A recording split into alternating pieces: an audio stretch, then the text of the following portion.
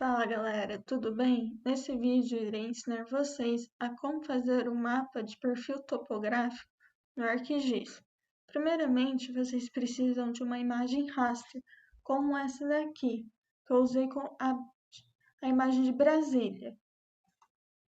Daí vocês vão vir primeiro aqui, ver se sua extensão 3D Analytics está ativada. A minha está. Então, a gente vem aqui com o botão direito em 3D Analytics. Aqui está mostrando a imagem raster, que é Brasília. Daí a gente vai aqui em interpolação de linha e vamos fazer a linha de oeste para leste.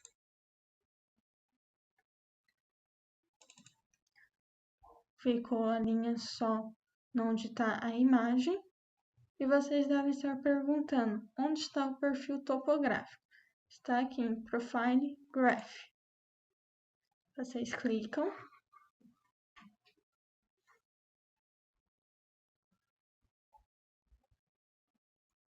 E aqui vocês podem tanto aumentar como reduzir. A gente vem aqui já em Layout, vai ver como que vai ficar aqui. O Layout vocês vão fazer do jeito que vocês quiserem, que vocês já sabem os outros elementos. Aqui no gráfico a gente vem de novo com o botão direito em Propriedades e vai colocar o título.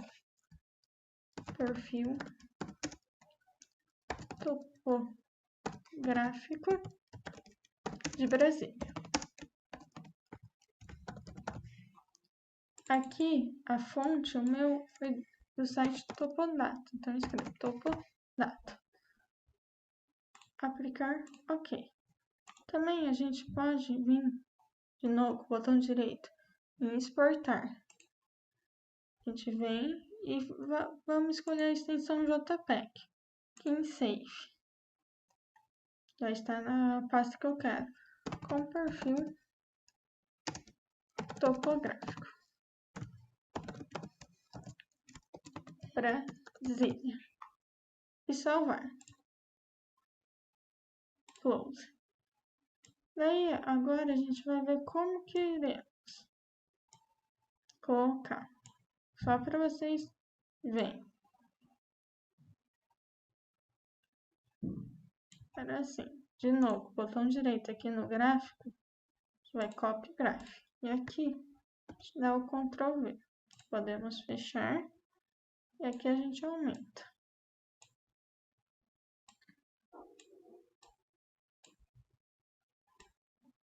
Ficou do jeito que eu quero. Os outros elementos, como eu disse, vocês fazem do jeito que vocês acharem melhor. Agora a gente vai ver como que está. Em Print Preview.